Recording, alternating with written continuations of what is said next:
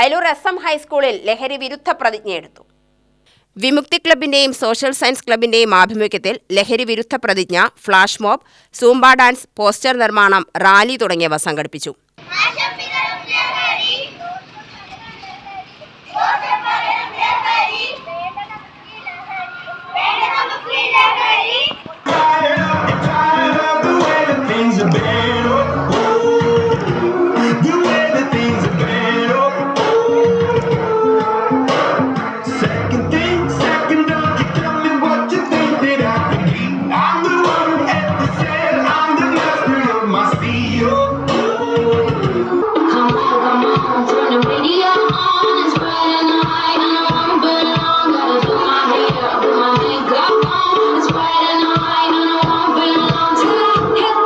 പരിപാടിയിൽ പ്രധാനാധ്യാപിക KC അജിതകുമാരി, അധ്യാപകരായ അനിത, സരിത, ഉഷ, മണികണ്ഠ പ്രസാദ് തുടങ്ങിയവർ സംസാരിച്ചു.